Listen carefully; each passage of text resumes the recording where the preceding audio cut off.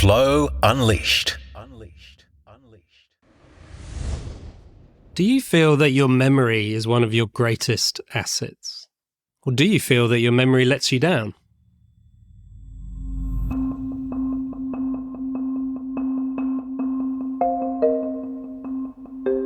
Welcome to Flow Unleashed. I'm Dr. Cameron Norsworthy, scientist and high-performance coach to multiple world champions.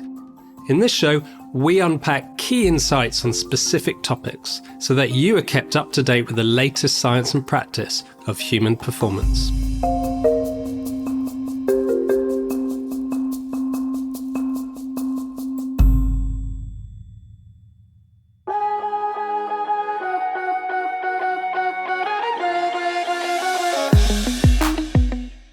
Whether it is achieving good grades, wanting to pass an exam, or remembering what we were supposed to buy at the shops, we all depend on our memory. The problem is that we forget things. No matter who we are, even a world champion memory athlete, we all struggle sometimes to remember something that we think we should know. We hesitate in our exams, stumble in our conversation, or walk up and down the supermarket aisle wondering what on earth we were supposed to be buying. When we can't access our memory, we get distracted, and this conflict disrupts our flow. Moreover, it is often followed by our inner critic jumping in to beat ourselves up and to tell ourselves that we should be better and have a better memory. It can be frustrating. For example, forgetting someone's name can be embarrassing. Forgetting names, dates, and figures for exams can be stressful. Or forgetting the phone number of someone you fancy who screamed it out to you at the last minute as they were whisked away can be soul-destroying. I exaggerate. But not remembering important information can, in some cases, be life-changing if our career is depending on our recall at that moment. On the other hand, having the ability to remember things quickly is a handy skill to have in our back pocket. Which brings me to the life story of Tansel Ali. Tansel was a young Australian man who often berated himself for having a bad memory. I used to have a terrible memory. I'd forget people's names, conversations, numbers, and even had difficulties retaining what I had just read, he says. His acceptance of his bad memory was a matter of fact in his mind. It affected his ability to listen, learn, and be attentive to the detail of every day. Tansel recalls, "Even the bass player in the band I was playing in at the time was constantly frustrated with me as I could not for the life of me remember notes and chords on the guitar." Tansel grew increasingly frustrated with his memory, as it was limiting his learning and progression. He even had to repeat a module several times at university, delaying his graduation, as he could not recall all the information he had to on demand. All the hours of cramming and rote learning didn't work, no matter how many hours he spent. Then one day, a friend of Tansel's came to him saying that he could memorize a random list of 40 words in a matter of minutes. Skeptical, Tansel played along and tested him. To his amazement, his friend nailed it. He recalled a random list of 40 words as if he had weeks to memorize them. Inquiring about how he did it, his friend said that he had learned some memory techniques from a book, but he couldn't remember the name of the book. Soon after, Tansel's life took a turn for the worst. He was rushed into hospital in extreme pain and was advised by the surgeon that if he hadn't had the surgery on time, he would have died. 31 staples down his chest. Later, Tansel found himself in hospital with a lot of time on his hands. So he picked up his newfound interest in memory training, starting with trying to remember the sequence of a pack of cards. Years later, Tansel could memorize the sequence of a newly shuffled deck of cards in only a couple of minutes. In testing his newfound abilities, Tansel had one social media video go viral when he recalled the text from not one, but 2 Yellow Pages phone books. In an awe-inspiring feat of memory, he memorized over 20,000 digits live on video. And today, he is now an international best-selling author, 4-time national champion in memory, and an experienced memory coach. I'm delighted to say that Tansel himself is our guest today, and here to chat about how he can help you improve your memory. Welcome, Tansel. Thanks for having me, Cameron. I'm super excited to chat to you today, and I'm curious, what does the World Memory Championship actually look like? Like, what do they ask you to do? Depends where it is in the world, I guess, now. But when I was competing, it was essentially 10 events, and the events were mixed, like random shuffle decks of cards to memorize, and you have 1 hour to memorize 1,000 digits of numbers. And you also have things like random names and faces, binary digits, zeros and ones, decimal digits, random abstract images, and so on. So essentially, whoever can memorize the most wins. That's the competition. And do they throw any curveballs in there for you? No, they don't. The events are pretty much the same all the time. So people are used to them. So it's just about getting better and better at each of those events and trying to smack each other out, I guess. So you achieved a Grandmaster of Memory Norm, which is a special international achievement for memory, for memorizing a randomly shuffled deck of cards in under 3 minutes. How on earth did you do that? Yeah, look, it's just based on techniques, right? People think of memory as in it's this innate ability, you're gifted, but really all I did was learn a few techniques and apply them. I mean, now you have people memorizing a deck of cards in 12 seconds. Wow. So this is insane. Like when I did it under 3 minutes, not many people have achieved that in the world, right? And now that was 22 years ago. So, now people have different strategies to just get faster and faster and faster. So really it's all about strategy. It's all about techniques and how much you train really at the end of the day. So when I try to remember something, this is the way I do it. I normally order my list with my body, right? So I know my body really, really well. So if I'm going to the shops, for example, I kind of go, okay, I need some pasta. So I imagine my hair being pasta. And then I go, I need some cucumber. And then I imagine my eyebrows being a cucumber and this one being a courgette or something. And I sort of map my list to my body, which I know really well. Is that a common technique? Yeah, in fact, pretty much all the techniques in the competition are based on similar styles, really. We use a technique called the memory palace, otherwise known as the method of loci. And it's essentially going to familiar locations around, say, a familiar point. So it could be around your house, or it could be walking down the street or your workplace, wherever it is, and then finding those locations like you've done around your body. But this is just going around places. So it could be like I'm in a meeting room now. I've got a whiteboard. Then the next location could be a TV. Next location could be the chair. Next location could be a window and so on. So we just map these out. And then when we have things to remember, we connect them to these locations because the locations stay the same, right? But the information to be remembered are different. So all we're doing is we're making those connections using storytelling. And that's how we remember stuff. How come? How does the mind, why do we have to do that? And how come that works so well?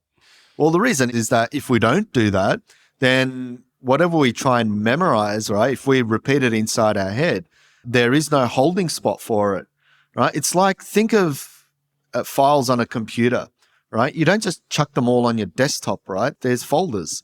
So if there's no folders and you just had thousands of files on your desktop, it'll be a challenge to just sort through everything. But if you have folders inside your head and you put the information in there, guess what? It's easy to retrieve. And we can organize those folders too. Like you're not going to put your photos in your tax folder, right? And so on. So it's going to be organized. So we can do this in our mind so that it's just easier for retrieval. So let's start with something simple. How would you help someone remember people's names that they've just been introduced to? Yeah, names is an easy one because it's all about visual encoding, right? When I say it's easy, it's actually the hardest. Sorry. It's easy to create the image, but it still takes a lot of time. So for example, your name, Cameron, right? I could just picture a camera So I just made up some sort of a word that's connecting to your name, right? There's the image. Now what I have to do is actually tell a story, right? So I imagine you fixing your camera lens while trying to speak to me using this podcast, right? So I can visualize that. And the more detail I add into that story, the better I can remember as well. So if you meet, for example, a Sandra, picture sand in her hair, right? If you picture a John, picture them in the toilet, right? So there's so many things you can do with just word association. That's all it is. But the difficulty there is that it might take you quite some time. I'm talking about seconds here to create an association and then make the story. But the difference between me and everyone else is that us memory athletes, we can do this within split seconds of creating an association and image, because that's what the competitions are. Yeah, I love the word memory athlete. How often when you were competing, how often would you train? It depends. I mean, when I first started, I would train for hours and hours and hours because I was so crap. And I kept making mistakes over and over and over again. It was frustrating. But as you get better and better, you start to, just like any other sort of physical athlete, you start to understand how efficiency works and how your body works and your mind works. So you know when not to train as well, and to relax your brain so that when you do get back into it again, you're a bit more in tune and clear and concentrated. So it would really depend. Sometimes it would be like 10 minutes in a day, and sometimes it would be 10 minutes a week even. Like there's not much to it. And there's different elements of training as well. And this is essentially what I do with my clients as well, who I work with, is I do two lots of trainings. I do scheduled training and unscheduled training. So scheduled training is like you put in your calendar. It's like 2 p.m. on Monday, I'm doing this exercise, or 5 p.m. Friday, do this, whatever, right? So it's scheduled in there. The unscheduled is if I'm speaking to someone, for example, during my workday, right, I can use my visual encoding to try and understand what they're saying a lot better, right? Or if I'm reading an email, it's like, okay, I can use the skills now to make that email pop in my mind, right? So I'm indirectly training my mind as well. So there'll be a lot of those elements. And if you combine both of them together, I mean, gee, now there's hours and hours and hours of training without even, knowing about it mostly. So that, I guess that's the benefit. Yeah. And it's something that you can train most athletes, I guess, if we take away the visualization point of view, which I don't want to take away because it's a huge component of actually training, but there's a physical limitation, I guess. You can practice throughout the day, pretty much all the day, until you get bored with it, which is quite nice. So how big is the circuit and the competition? Look, it's pretty big. I mean, I've been out of it for a while now, but it's just more and more people are jumping on board. I mean, I train other athletes now for competitions around the world, and the records are getting more ridiculous. Like I said, 12 seconds for a deck of cards is insane. I can't even flip that fast. But how they're memorizing is, I understand how they're doing it. It's just, yeah, it's insane of how quick they can process in their brain. But a lot of people are out there, young and old, mostly young people, because it's funny, it seems very nerdy, but it's very gamified. Memory training is gamified. So the competitions are essentially just games, right? And people play against each other. So people think of memory as in, I have to learn these skills and it's all about learning. Well, as you know, learning increases your cortisol levels. So it sort of becomes stressful, right? Learning something is stressful. And then if something's stressful, then you've got less opportunity to try and remember things or learn from it, right? Because you're constantly exhausted. And then dopamine goes down, right? But because memory training is gamified, right? Competitions are games, people get this dopamine hit. So you just do it more and more, and you want more and more of it. And what happens is you get so good at memory without even realizing, right? And that's the thing. And then when you go to do the real life applications, like if you want to learn a language or if you want to memorize a speech or lines, if you're an actor or whatever, it's almost natural because you're so good at that memory game. And speaking of memory games, take me through the memory palace method you mentioned. Yeah, the memory palace. I'll give you an example of one of my memory palaces, right? It's around my house. So I'll give you, I guess, a quick rundown of how it works, right? So first you got to list locations down for a familiar path. So my home would be like my first location. I'm going to start from the front of the house. So I'll have a front fence. My location 2 might be my car, which is parked in a driveway. Location 3 is my front door. Location 4 is my bedroom. But instead of saying bedroom, there's a ton of items in my bedroom that I can use, right? So I'll say number 4 could be the window in the bedroom. Number 5 is my actual bed. Number 6 is, my shower. 7 is a sink. 8 is a toilet, and so on, right? And I can create as many locations as I want. I mean, I've got 60 around my house, but in some places where I just walk down the street, I've got 300, right? Because I go into petrol stations and McDonald's and all these other familiar pathways that I've spent my childhood, walking down. So once you've got those locations, and then if you want to remember something, right? Let's say words, for example, we attach to these locations. So for example, if we have the word trampoline, right? And that's the first word that comes up, we can connect trampoline to my front fence. Right. So imagine people are jumping on my fence thinking it's a trampoline and maybe getting impaled or something like that. The more gross and more memorable you can make it, obviously, the more you're going to remember it. Right. And then the second word comes up, and let's say it's a cat. Right. So there was a cat on top of my car. Right. And it's doing its thing. See, the more ridiculous I make it, the easier I can remember it. And then the third location, I'll say mobile phone. People are throwing mobile phones at my front door. Right? It's making a beeping sound or whatever it is. And then all I do is just go to each location with whatever I need to remember and make a story. And that's pretty much it. Yeah, amazing. I guess when we think about our childhood memories or our memories from growing up, I think the brain first and foremost goes to the location. I remember being in the house, and then I remember my dad talking to me and how I felt about that situation and X, Y, and Z. So that kind of location, I guess, contextual component that we're now reverse engineering by adding to the memory helps us to remember it more accurately. Is that correct?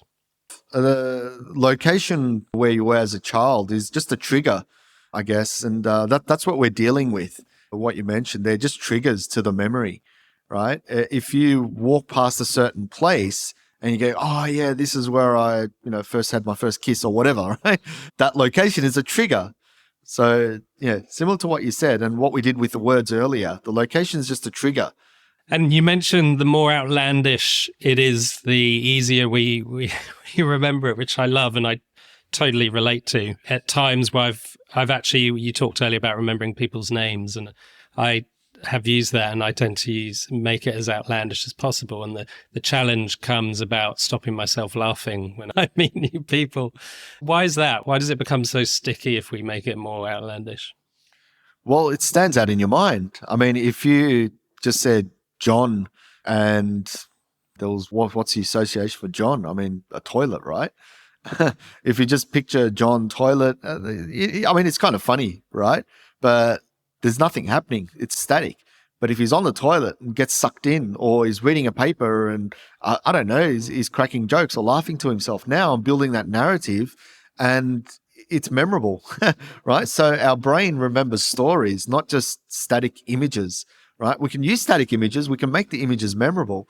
But if we have a story built in, then it just engages our brain. I mean, you look at the best speakers in the world, they tell stories, right? And often straight up, they still tell stories. Why? So you can get that initial straight up engagement from people. Once they're engaged, then they can just say whatever crap there is. I mean, people are already hooked in, right? So yeah, stories are very powerful.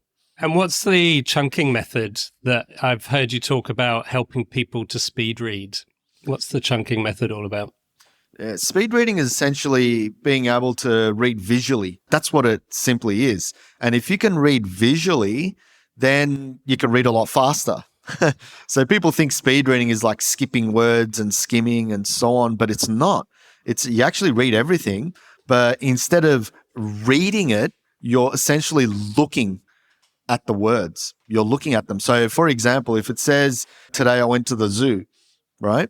We only get a picture at the end of that sentence, right? And that's if we do get a picture. Sometimes we don't because we're dealing with abstract technical content, right? Whereas if I was to use speed reading techniques, say use my finger, for example, and guide it along that sentence and visualize it as it's happening, then I can actually see myself heading to the zoo, right? Instead of just looking at a whole bunch of words. So what chunking is essentially grabbing groups of words together that build context. So instead of reading word by word, you're reading in groups of words that make sense, right? So today I went, okay, that's a bit of context, to the zoo. That's another context. So that's two real images in my head as opposed to however many words there were.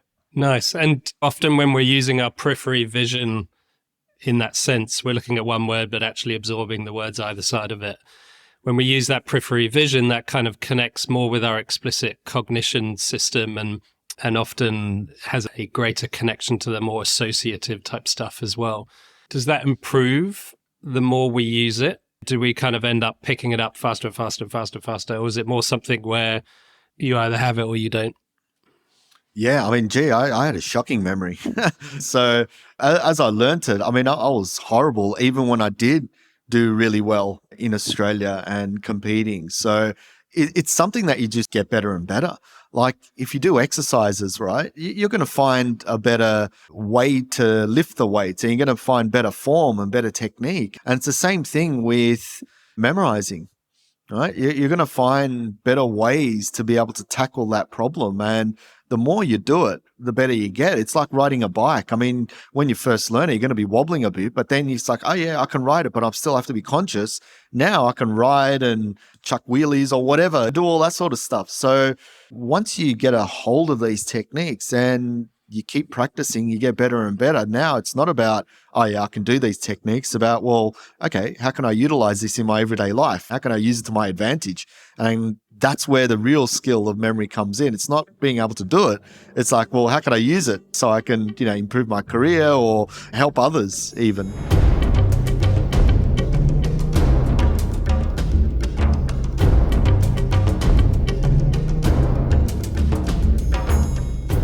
Why is it that we can recall every word from our favourite song, but struggle to remember what our partner said to us yesterday? We can remember the details of the house, street, and town we grew up in, even if it has been decades since our return. How is this possible? How does the brain store and remember information?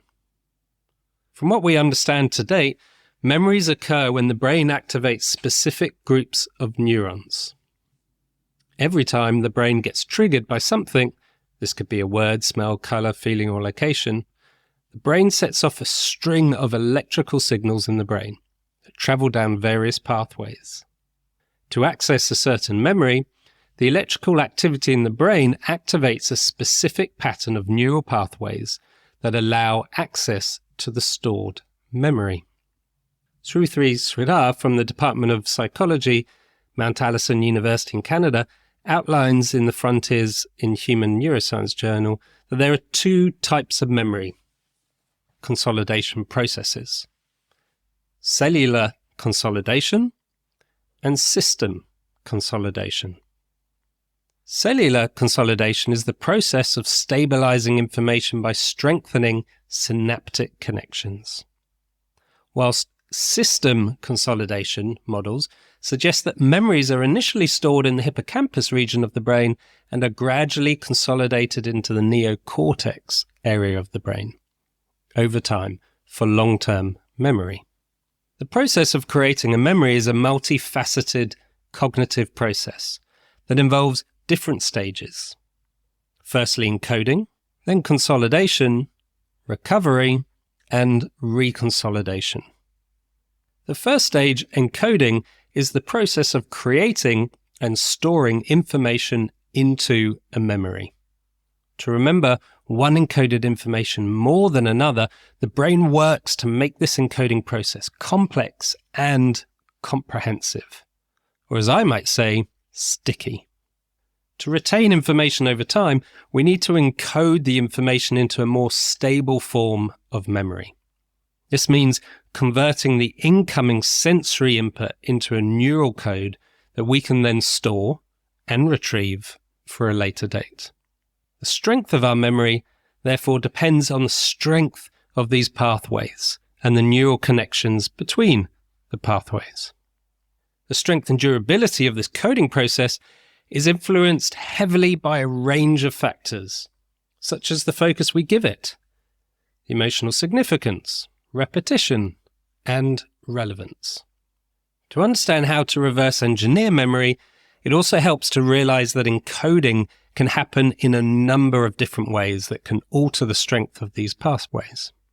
For example, echoic memory retains the information we gather through auditory stimuli. Auditory encoding utilizes aspects such as pitch, tone, or rhythm to help encode the information. Equally, iconic memory retains the information we gather through sight, like the coding of visual features such as shapes, textures, or colors. Of note, the brain also encodes information semantically, based on the meaning of the information. This semantic encoding is often formed through making the information relevant and important. It is a form of encoding that the brain finds very easy.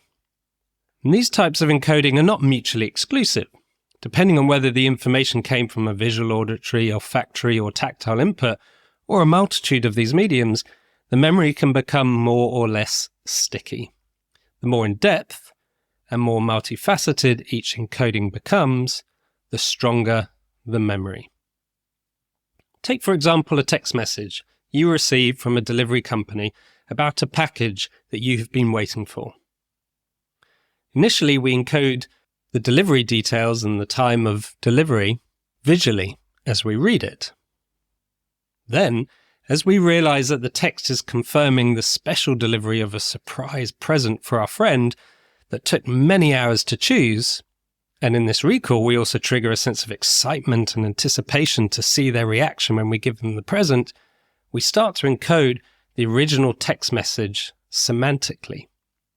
Then, as we repeat the time of the delivery to ourselves out loud to ensure that we don't miss it, we also encode the information acoustically.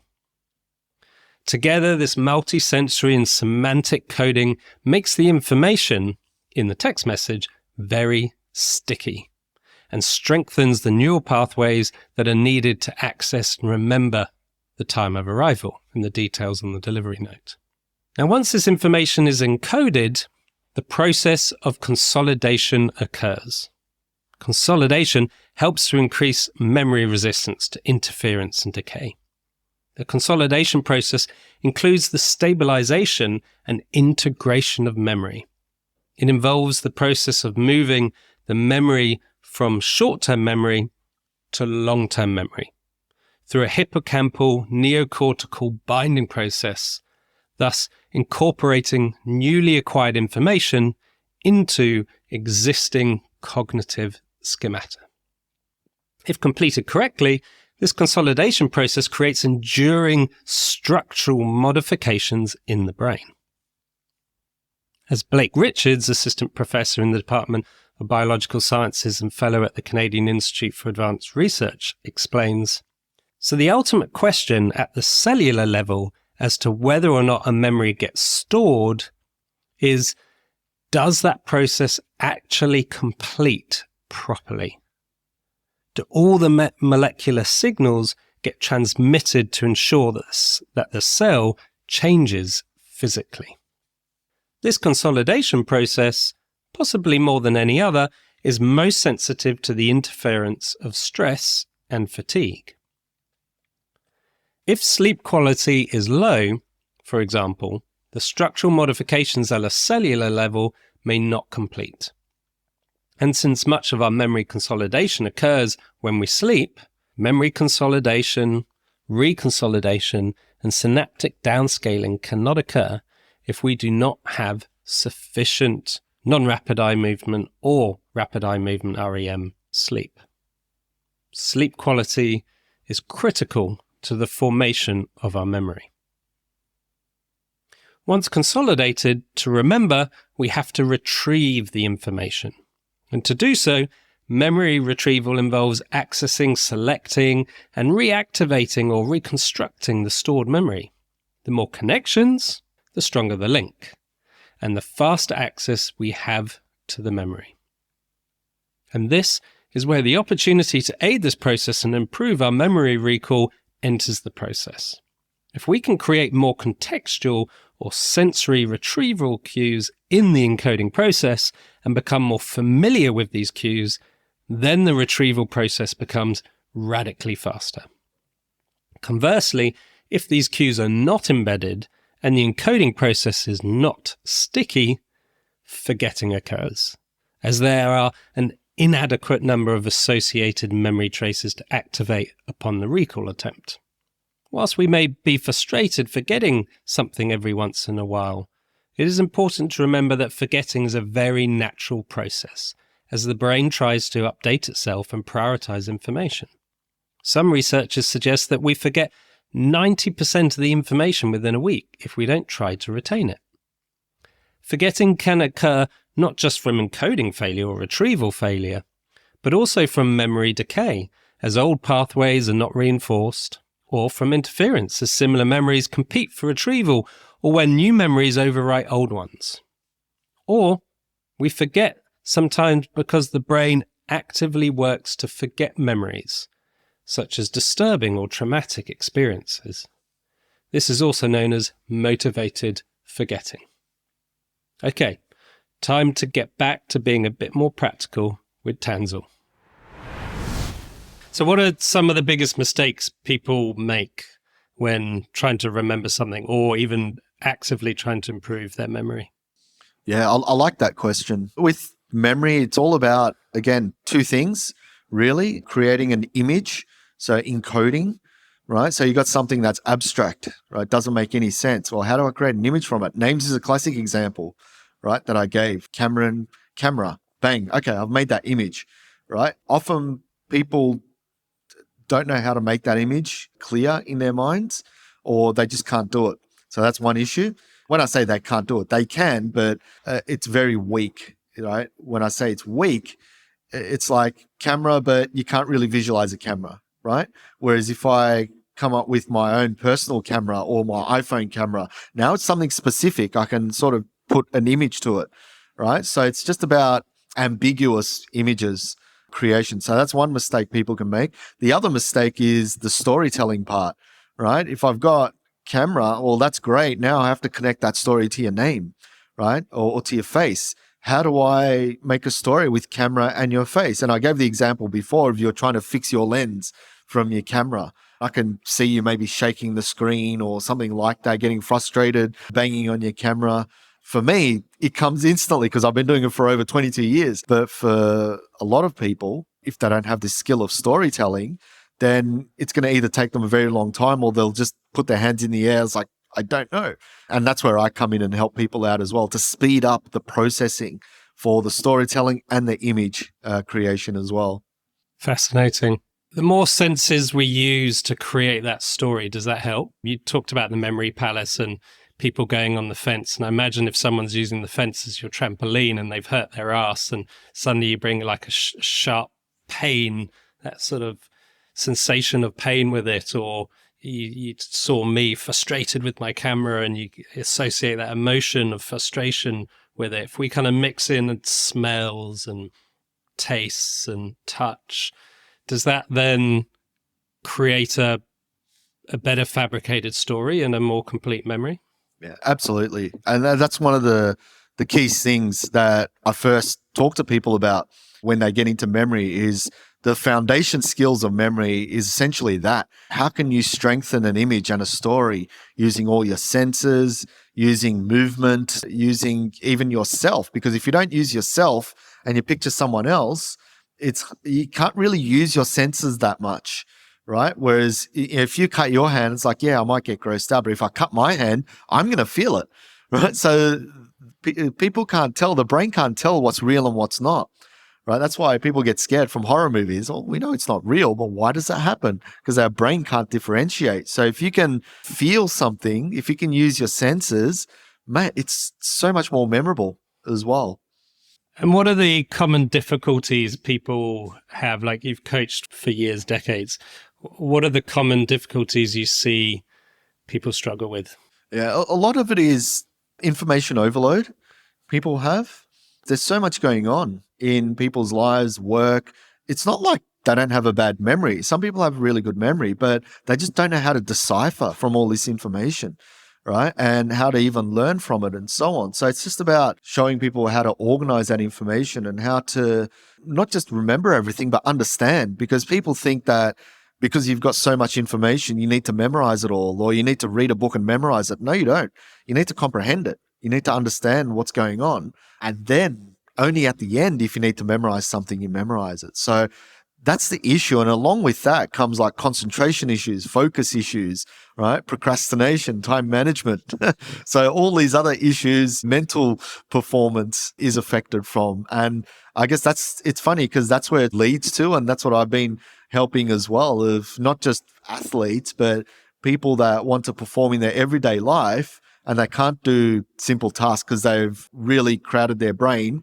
What techniques do they use? So it's essentially a lot of that sort of stuff, as well as obviously people that want to remember speeches and all that sort of memory related stuff as well.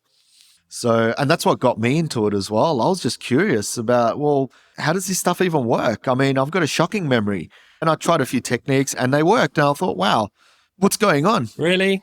Yeah. You've got a shocking memory? Are you sure? Well, I said I had one, right? I had a shocking memory and I'd always complain about it. Yeah, and once I tried the techniques, I'm like, this can't be right. Why wasn't I shown this at school? A little 5-minute exercise, and now you're memorizing everything. I mean, it just doesn't make sense. And so I was sort of frustrated and annoyed with the education system. Like, you could have just given me a whole lesson on memory techniques and it would have changed my whole life. Seriously. And all I did was just read a few exercises, and that's what did that for me. So, and this was from a website back over 22 years ago. It still exists today, actually. So if you want, you can write it down. I'll give you the address and your audience can write it down too. It's www.google.com. So google.com. Yeah, it's a really good, it still exists today. So you can type in memory techniques, all right? And it'll come up with websites that'll show you all these techniques for free. It's insane. Yeah, which I've done. And you seem to pop up every now and again as well. Oh, that's good. That's nice to pop up in there. But, we just try and get this information out there to people because it's not so much about the knowledge, it's about the using of the skills, right? I got excited because I thought, I wonder what else I can do with these skills, right? Now I know how to memorize. So like an idiot, I went back and did 2 master's degrees because I thought, you know what, I've got these memory skills and good 5 years out of my life, but it was awesome. It was awesome. I really loved it. I really enjoyed learning this time around. Rather than trying to pass, I was actually engaged in the learning and that was fantastic. So I went back and did things that I never would have thought I'd do before. And so that's a confidence the memory skills gave me. You've talked in the past about connect the dots, comprehend and follow patterns being the, I guess, 3 principles or 3 pillars to doing that. What are these elements and how would you coach someone to connect the dots, comprehend and follow patterns? Yeah, I think where that's come from is I developed a learning framework. It's a really cool way of actually learning is you can get a whole book and you can essentially mind map it. From the mind map, you can follow where the information flows and understand it a lot better. So I'll give you an example of the process of learning. So if you were to learn on a particular topic, let's say NLP, right? As you start, before you even start reading, what you can do is you can grab all the chapter headings and pop them in a mind map. Now, a mind map is just essentially, it's a concept map that has a central topic. So it's going to be NLP and it's got branches. So the main branches are the big ones up the front. So it'll have like chapter 1, chapter 2, 3, 4, so on. And then underneath chapter 1 is going to be more branches, right? Subheadings. And the subheadings will be like certain topics underneath that. And if they have subheadings, you'll have more branches. So what would happen is you create a skeleton of that piece of text or book or whatever it is. And then as you start reading, right, any little key concept and idea, keyword comes up, you'll pop them into the sub branch of that chapter 1. Right? And you do that for the whole book. So what would essentially happen is that you'll get a really good rundown and the key elements of the book. And then following patterns, what you were mentioning was going back and really seeing, okay, chapter 1 talks about all this sort of stuff. What can I make out? What's connected in what areas in the sub branches? It's hard to explain without actually showing you, but what it's looking at is looking at where the information flows. It's so much easier to do this on a mind map than it is to take general notes, because if you're note taking, something on page 2 might link to something on page 12. Right. And then something on page 15 might link to something on page 200. Whereas on a mind map, it's all going to be organized into one section, and you'll know it. You'll get direct access to it. So it's so much quicker to learn something doing it this way. And then you'll be able to, just by looking at the mind map, see where everything fits. And then you can follow where the things fit and go, okay, what do I need to learn here? And is there anything to memorize? And if there is, that's where you use the technique. So yeah, it's a really good process. I used it throughout my sort of master's degrees, and I've helped people pass the world's hardest exams using these skills. And I guess that adds more relevancy and more meaning to that information flow. You know, you can see quicker how it fits into the bigger picture, and then kind of group things easier. And then that allows us to remember things more. And would you just do that in your mind, or would you sort of externally actually map that across? Like, let's say someone's studying for an exam, for example. It would all be externally mapped. I'd use software, and all you do is essentially type enter and it just makes up the mind map for you. It's fantastic. There's a lot of free software out there for mind mapping. So it's very easy these days. It's just about going ahead and doing it. And then once you are mind mapping that bit of content, essentially you can just have one mind map, and that mind map could cover 400-600 pages of a textbook, 1,000 pages of a textbook, right? It's just structured, ordered content rather than being linear, because in a book it's all linear, but you don't see the relations, whereas a mind map, you could see all the relations. So it's fantastic. And then that becomes your revision, going over the mind map as opposed to rereading the book. Spot on. So you don't have to go back and reread books and cram last minute.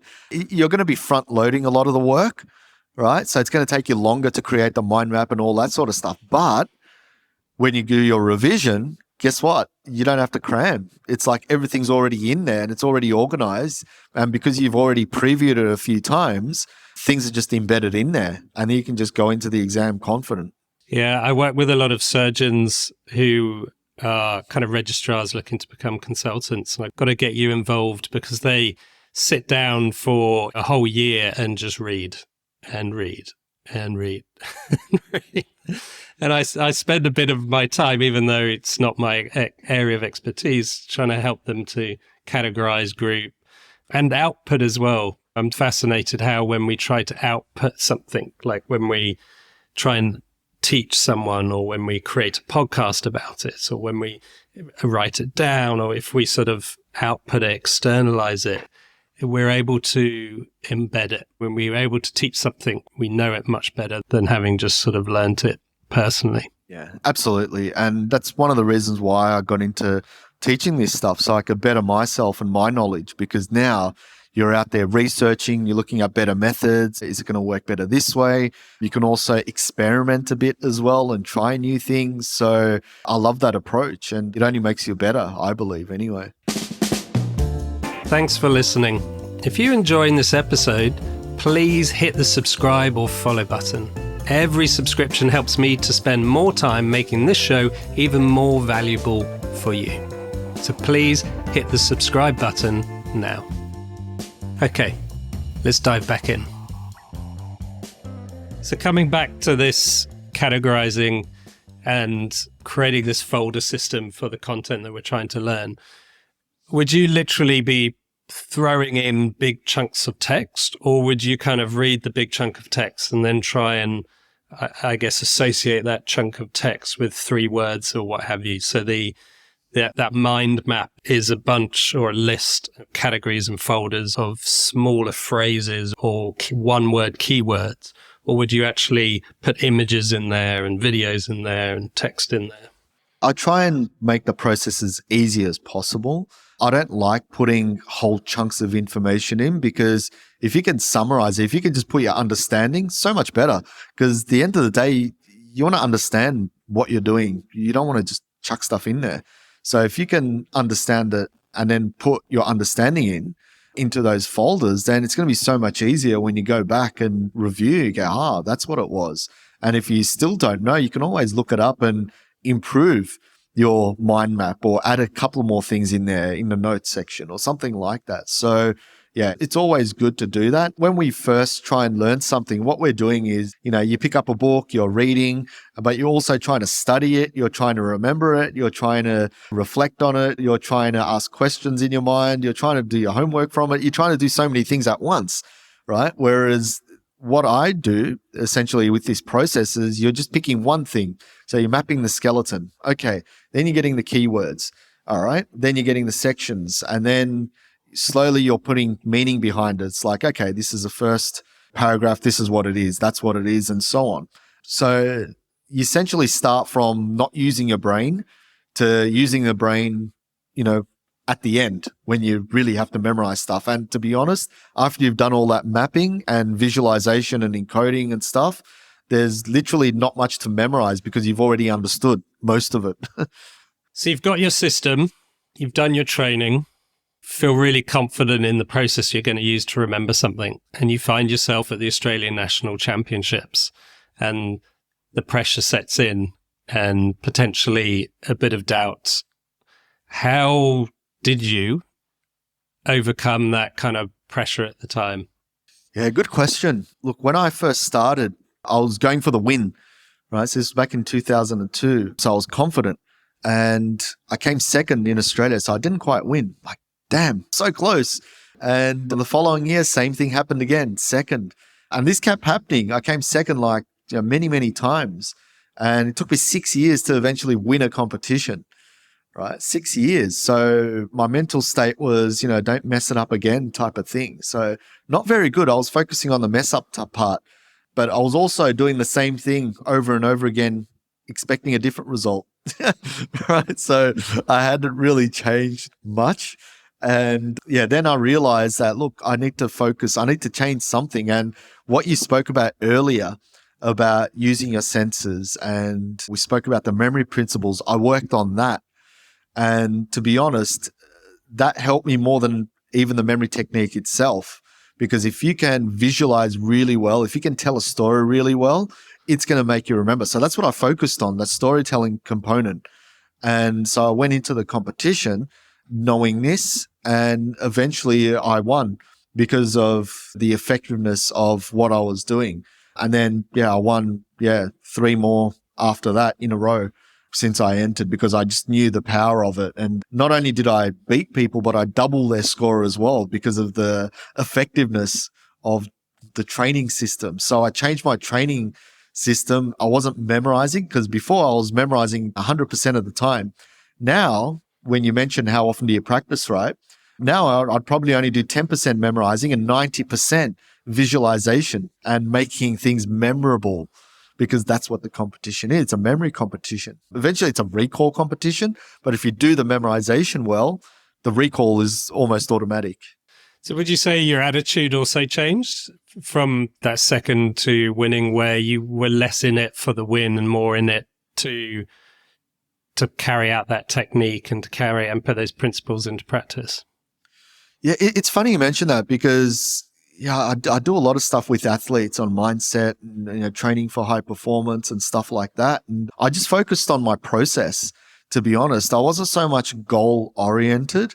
I was like, well, if I get this right, if I do it this way, this is going to be the result. And that's what I'm going to train. So I was excited about the actual process of getting things right, of doing what I needed to do. And to be honest, the competition was just execution on the day, because I've already done so many times during my practice. Competition was like, here we go. Now, people were coming from overseas competing, in Australia, because it was open competitions and stuff. And I was competing against some really good competition. But at the end of the day, you're not really competing against them. It's not like a basketball match, right? They're not trying to stop you or anything. It's just you versus you. So the only thing I could really worry about is what I can do. We talk about what I can control, right? I can't control how they're going to memorize, right? That could be the world's greatest. But what affected me was how well I went through that process. And that was really it. Yeah. And obviously my diet, all that sort of stuff I had to worry about because I've got a chronic illness as well. So that's another thing I had to really, that was more of a worry than anything else, to be honest. But once I had that under control, then yeah, the rest was pretty simple. Oh, well done for getting that under control. I imagine they probably went hand in hand in helping you. Your ability to overcome challenges in the memory probably helped that, your health and vice versa. Yeah. I mean, I was just told years earlier that I would have died if it wasn't for last minute surgery. You know, I had like 31 staples down my chest all the way, all the way down. And so I was very close to, yeah, not being here, I guess. And just through the journey of hospital and hospitalizations, multiple hospitalizations, I was close to getting a hospital just over the weekend, actually. So it's something that stuck with me for ever since I was in my teens. But now I think just that bit of adversity does give you some strength, knowing that if you can go through that, then what's competition? I mean, it's a joke. The competition is that's the easy part. You know, I got to do life still. I got to still raise kids and study and work. And so I found that there was a lot more challenging things than the competition, to be honest. And I think perspective helped in my case as well. So all I had to do was just carry out a process. That's it. Whereas life, you know, could kick you in the guts and say, come on, do your process now, buddy. No. So it was a lot easier going through something structured than it is to, you know, have random events happen in your life. What would you tell someone who is worried about their memory? Yeah, look, they'd be worried for a reason, right? And I was always worried about my memory. Gee, like I said, I was always terrible. And I'd say, look, we've got so many resources now online. We've got libraries full of books. You can get the book on your phone these days. Like there's so many things where you can just quickly look up the answer for and get the answers, right? And the most important thing is practicing these skills. Learning is the easy part. It's just practicing the skills, testing yourself out, doing your research. Like I said, I just learned from Google. And 20 years on, I've written international bestsellers. I've won competitions and do TV and radio and all that sort of stuff. I mean, it's insane where this has got me just from researching and changing my perspective on memory. So just start with something. You don't have to go and do all these courses and meet coaches and all that. I mean, just jump on YouTube and watch a few videos. I've got 200 of them.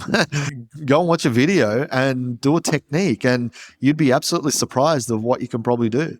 Have you ever worked with older people or people with dementia, or have you seen this training not only help them with their memory, but I guess have a follow-on positive impact on their life?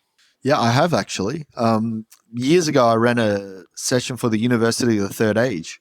So these people are older in age, 80 plus, some of them 90 plus, and they get together, they play games like chess and stuff and whatever. And me and a friend of mine, we ran a memory workshop, and we tested their memory out, and they all got zeros.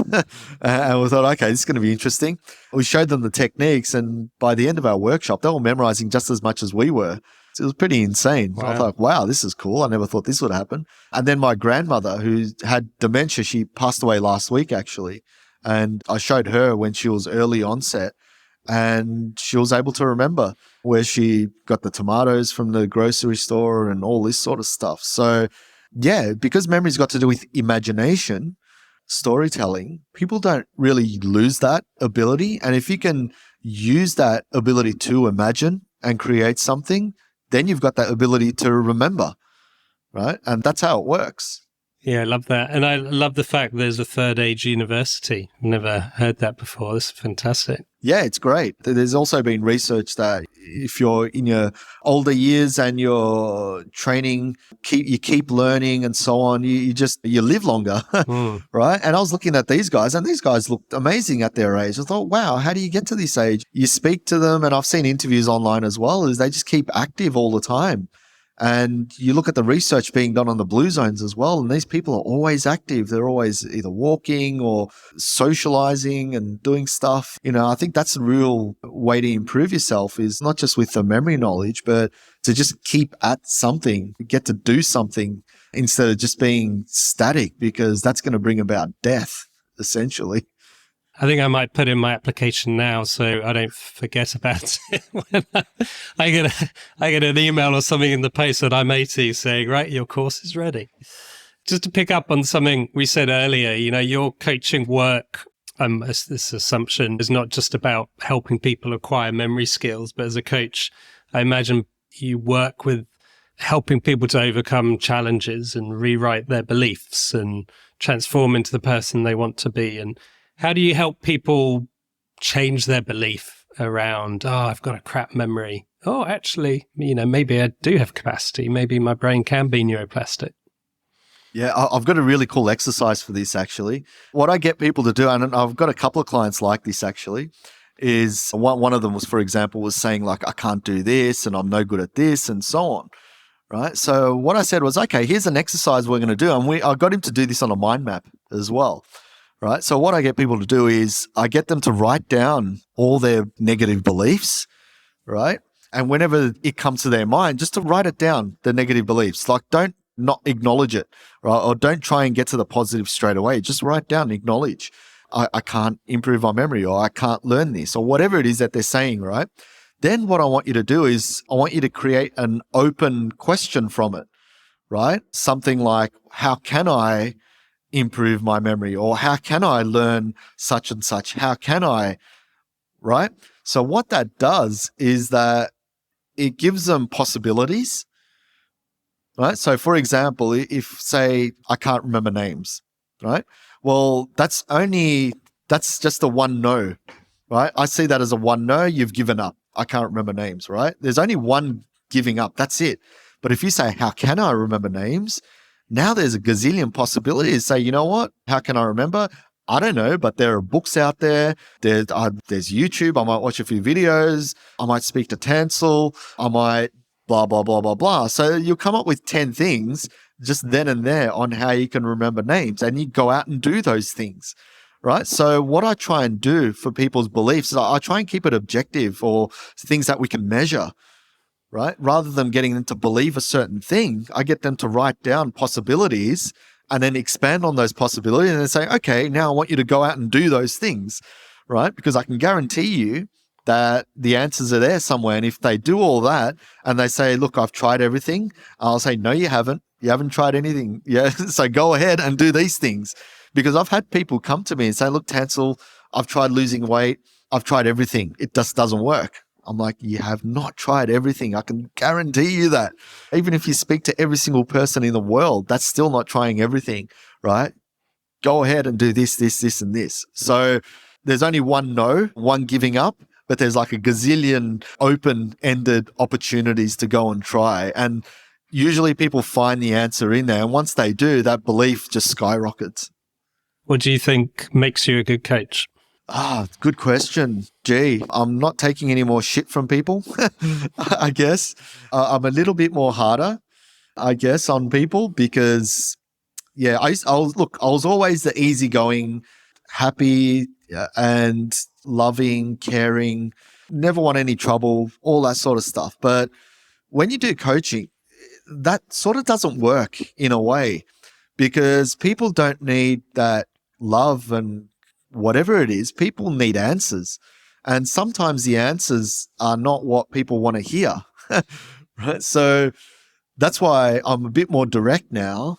And because I want people to grow and learn from all of it. I want people to develop a better mindset, not just, something that they can just, like how I was, of accepting and loving and caring and saying yes to everything, right? No is actually a superpower. That's what I found out. So, yeah, so my coaching's evolved to be more direct, give more answers. Even my coaching sessions have gone down from like 2 hours down to half an hour because it's just more impactful. And we're just getting rid of all the fluff and getting people to know exactly what they need to do for the next meeting. And for me, that's like the greatest thing ever, because I'm not wasting their time. They're not wasting my time. And if they are, I'll let them know. So it's good. It works well.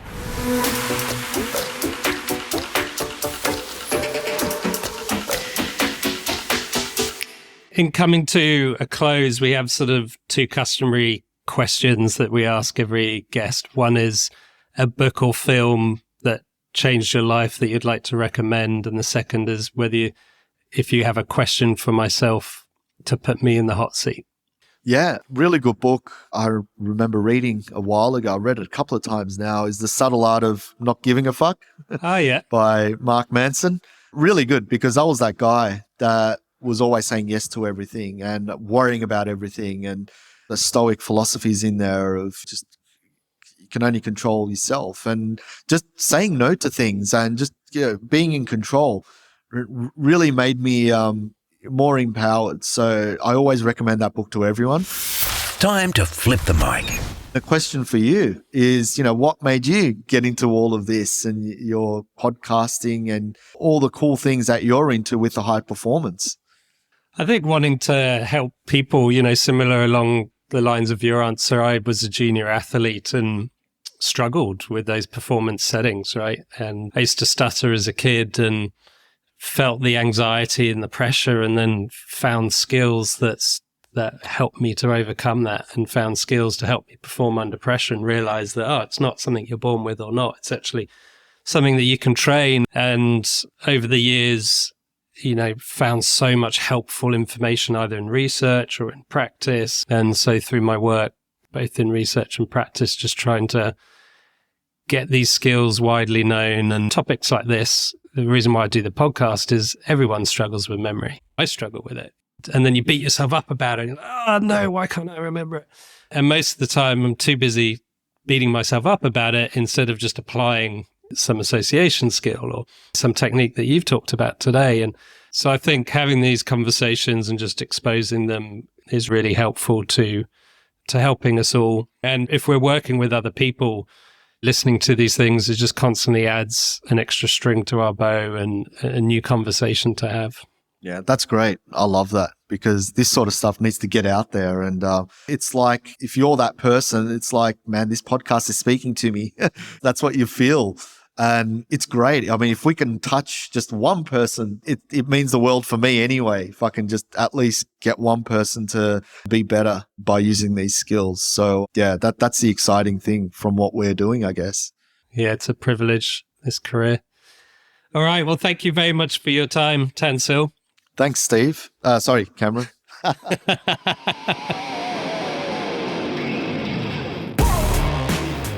Tansel states, looking back, I never would have gotten into this if it wasn't for discovering a system that worked and busted the myth I had in my own mind about having a bad memory. This is an inspiring comment from Tansel, since his growth has been nothing short of outstanding from the day he changed his belief in his own memory capacity. So how to digest this chat and simplify a few actions that we can all take away? Well, first and foremost, it seems that we need quality sleep. Equally, check in to see how stressed you are. If you are stressed and carrying around day-to-day frustrations or not getting good sleep, it will be cannibalizing your efforts to maintain or improve your memory. Initially, aim to learn information in small chunks. Remembering a large amount of information can be overwhelming for the brain, making it hard to retrieve and store this information. Set yourself up for success by breaking things down into more manageable chunks, ideally in chunks of 3. Next, when trying to remember something, make active associations. Make a mind map, attach a funny image, or try to attach meaning and relevance to what you need to remember. For example, if you want to remember the name of someone you just met named Peter, imagine a pile of peat partially decomposing over his head. Then, externalize it. Write it, talk about it, paint it, externalize it. In externalizing the memory, we embody it. For example, in writing something down, we use movement, exert energy, and thus place importance to it. Externalizing it also gives an associative context to help the memory become more binding. Once the information is lodged in your mind, practice active recall. Repetition helps the encoding process beyond your short-term memory and strengthens the neural pathways needed to access it. But most of all, don't belittle your memory. Otherwise, you might just end up believing it and becoming your own worst enemy. If you would like to find out more about Tansel Ali and his methodologies for improving your memory, please see the show notes.